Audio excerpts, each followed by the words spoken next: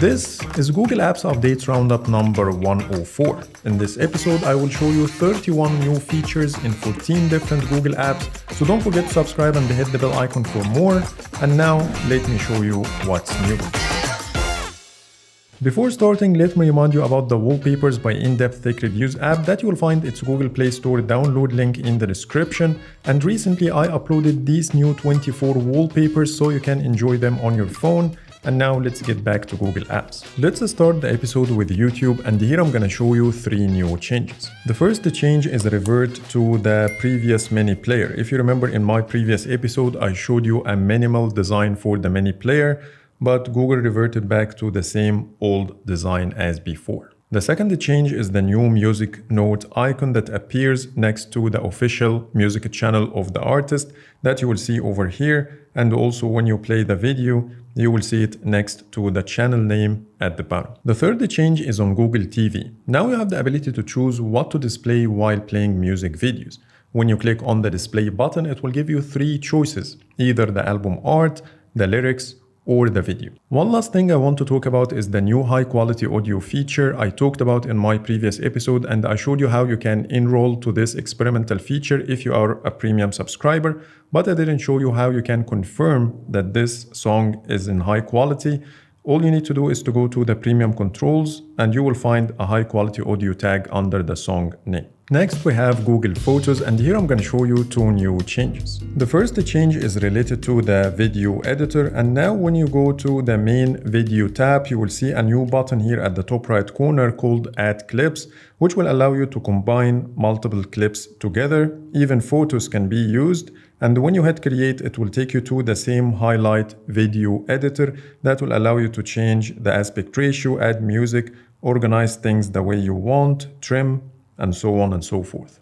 The second change is in the info pane. When you go to the horizontal carousel, you will find that the set as wallpaper is now a separate option, and instead of showing under the use as like before. But now when you tap on this one, it will immediately take you to Google Contacts to set this photo as your contact picture. But now this is how you can set it as a wallpaper. The second app is Google Chrome, and here I'm going to show you 4 new changes. The first change is related to the tabs manager. When you go there, you will find a new search bar at the top that when you tap on, it will immediately show you the last open tabs by default.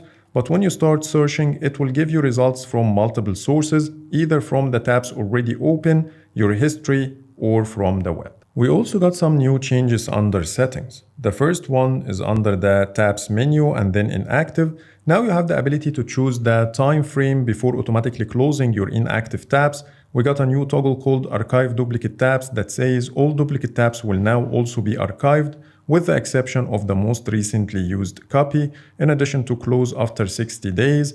And finally, you have the automatically open tab groups from other devices toggle that I already talked about in one of my previous episodes. The third change is under the profile menu, and now you have the ability to choose what exactly you want to save in your Google account. You have the history and tabs, bookmarks, reading list, addresses and more, passwords, payment methods, offers, and the addresses using Google Pay, and finally the settings. Last but not least, when you add any page to your bookmarks, you will see this new floating card at the bottom to let you know where the bookmark has been saved, either to your Google account or on device. Tapping on this card will take you to the edit bookmark page where you can modify things or delete it directly from here. Next, we have Google Play Store, and here I'm going to show you 2 new changes. The first change is the ability to access the collections page directly from the app shortcuts menu, but previously your only way to access collections was through the widget, but now you have a different way.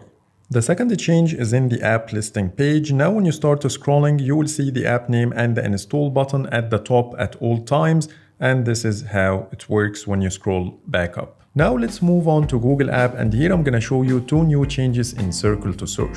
All of them are just visual changes, and the first one is when I trigger Circle to Search and start drawing on the screen, as you see here, the faster I move my finger, the bigger the animation, and vice versa. Plus, it uses more eye-catchy colors unlike before. Not only this, but when you try to translate anything on the screen, you will see a new animation that looks very similar to Siri in iOS 18. Now let's talk about Gemini, and here I'm gonna show you 5 new changes. The first change is the updated Gemini live card in the notifications shade. So when I start live and then go back home, you will see this Google phone inspired card with the ability to hang up, hold, and continue. And every time you tap on these buttons, you will get different haptic feedback for each one. The second change is the ability to reference your previous chats to ask more questions about the same topic instead of starting from scratch. This feature is only available for the Gemini Advanced users, so let me show you a quick example. I first asked Gemini about some tips to diversify my investments, and later I did request a summary for the same conversation, and here is what I got. Plus, I have a reference for the same exact conversation at the bottom. The third change is the removal of the older Gemini models from the list. You will notice here we no longer have the 1.5 Pro and the 1.5 Flash, but the stable 2.0 Flash is now the default option, and the same applies to the free accounts. Plus, I found this brand new carousel to give you some suggestions on top of that text box, which I don't see in my advanced account. As you see here, once I switch, it disappears. Back to the free version, now you have the ability to upload files from your phone or Google Drive for analysis, which was limited to the paid accounts only. And lastly, I received this email from Google talking about a new update to Gemini Live to make it more dynamic and engaging. It says here is a more natural way to have a free-flowing voice conversation with Gemini on your phone. I didn't have time to test this update yet, so please let me know in the comments if you think it's better. Now let's talk about the phone app, and here I'm gonna show you 4 new changes. The first change is the thicker search bar, and for reference, here's how it used to look in the previous version.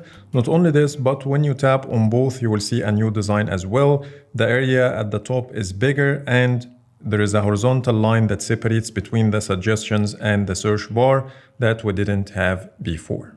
And when you open the keypad on both, you will see new changes as well.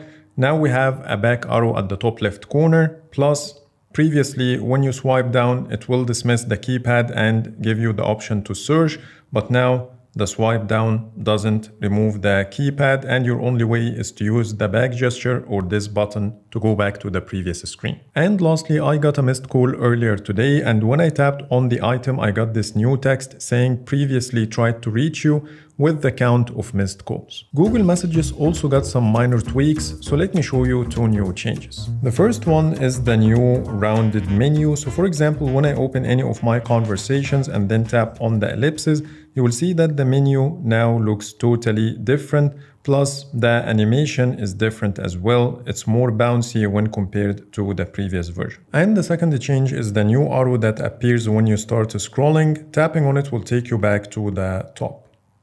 Now let's talk about the apps that only got 1 new change, and I will start with Gcam.